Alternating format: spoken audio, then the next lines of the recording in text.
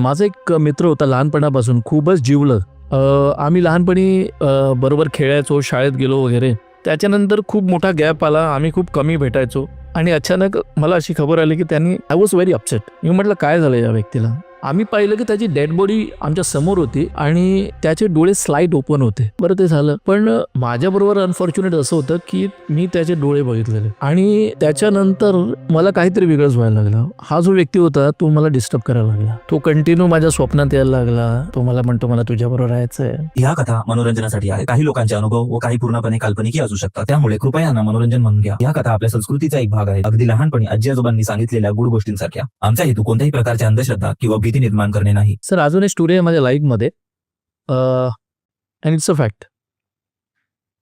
माझा एक मित्र होता लहानपणापासून खूपच जिवलग. आम्ही लहानपणी बरोबर खेळायचो, शाळेत गेलो वगैरे. पण एका स्टेजानंतर जेव्हा करिअर येतं सगळ्यांचे रस्ते वेगवेगळे होतात. त्याच्यानंतर खूप मोठा गॅप आला. आम्ही खूप कमी भेटायचो आणि अचानक मला अशी खबर आली की त्यांनी आय वॉज व्हेरी अपसेट. मी म्हटलं काय झालं या व्यक्तीला.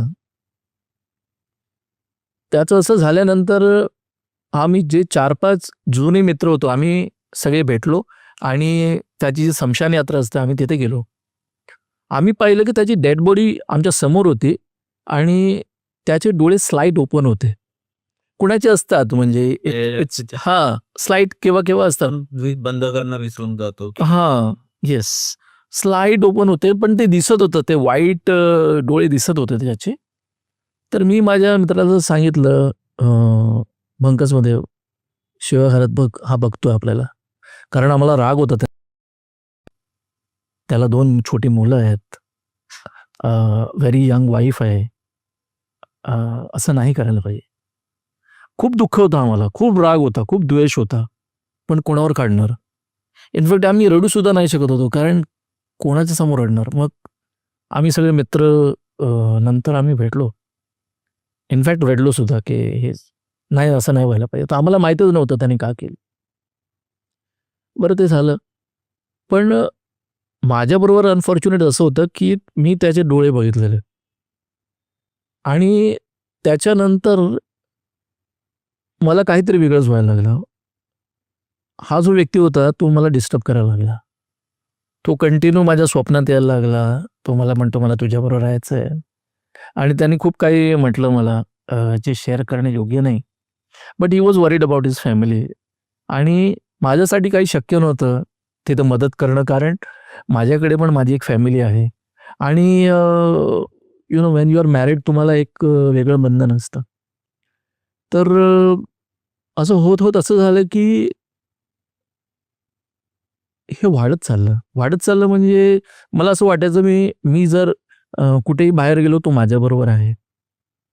फक्त घरात नाही यायचा तो. पण घराच्या बाहेर तो माझ्याबरोबर आहे आणि कसं होतं की माझी टुरिंग असते, तर मी सकाळी 4:30, 5, 5:30 ला निघतो. तर तो माझ्याबरोबर लिफ्टमध्ये असायचा असं मला लिटरली वाटायचं.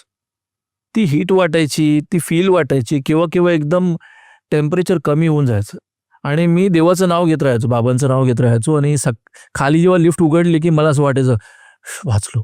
म्हणजे एवढी भीती होती. मग असं होतं मी एकदा माझ्या सासरवाडीत गेलेलो अहमदाबादला. येताना मी रात्री ट्रेन पकडली गुजरात मेल. खूप कम्फर्टेबल ट्रेन आहे. तिथे झोपलो. स्वप्नात आला आणि हा म्हणतो मला, की "तू लवकर ये, मला तुझ्याशिवाय करमत नाही. मी तुला सोडणार नाही." मी म्हटलं आता करायचं काय? आणि रात्री झोपल्यानंतर मला असं वाटायचं तो बाहेर उभा आहे, माझी वाट बघतोय आणि आय वॉज व्हेरी डिस्टर्ब. मेरे को नींद नहीं आ रहा था. मी झोपू शकत नाही. मला झोपच येत नाही. मी काय करू? मग असं होत खूप दिवस झाले. मी माझ्या मिसेसला सांगितलं, बहिणीला सांगितलं. आता आपण त्यांना त्यांच्या फॅमिलीला सांगू शकत नाही, कारण ऑलरेडी त्यांच्या डोक्यावर एवढं दुःख आहे. परत आपण बोलून हे नाही करायला पाहिजे. तर मीही शोषत होतो. पण काय झालं की एकदा आम्ही मंदिरात गेलेलो. आमचे गुरु आलेले आणि तिथे त्याची बहीण सुद्धा आलेली. ती मला भेटली. अ, आम्ही बोललो. मग मी तिला सांगितलं, "बघ आपण सगळे लहानपणी एकाबरोबर खेळलोय. मला तुझ्याबरोबर काहीतरी शेअर करायचं आहे." तिने म्हटलं, "सांग." मी म्हटलं, "असं-असं तुझा भाऊ मला त्रास देतोय." तिने मला म्हटलं, "हां, मला पण त्रास देतोय. हा माझ्या घरी येऊन आमच्या घराच्या माळ्यावर फिरतोय आम्हाला पण काय करायचं त्याला. मी म्हटलं काहीतरी तुम्ही करा ना. जे पण तुमचं रिच्युअल आहे ते तुम्ही फॉलो करा आणि त्याला शांत करा ना. त्या आत्म्याला शांती होऊ द्या, मोक्ष होऊ द्या. तर ती सांगत होती, थोडं रडत होती, अपसेट होती. मी म्हटलं एक काम कर. मी तर आता जातोय घरी कारण मला दुसऱ्या दिवशी शाळा आहे मुलांची. तर मी ओला बुक केलेली. मी म्हटलं तू गुरुजींना भेट.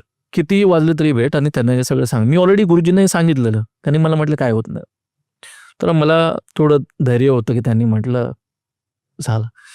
हिने जाऊन सुद्धा सांगितलं रात्री 12 वाजले गुरुजी भेटताना तिला आणि त्याच्यानंतर हा त्रास कमी झाला. आणि पण केव्हा केव्हा असं वाटतं की हा आला, याला आठवण आली. आय डोंट नो म्हणजे ते का वाटतं मला. मी सायको झालोय. पण जर मी सायको झालोय तर बाकीची वस्तू पण मी ॲबनॉर्मल केली असते. I am working for a company. Me all India operations करतोय. फक्त त्याच मित्राची जाणीव होते. फक्त त्याच मित्राची जाणीव होते मला. केव्हा केव्हा आता खूप कमी होते. मध्यंतरी 2-3 महिन्या अगोदर मला झालेली. बट आय प्रे गॉड की त्याच्या आत्म्याला शांती व्हावं आणि त्याची फॅमिली खूप चांगली व्हावी, पुढे व्हावी. आय प्रे गॉड.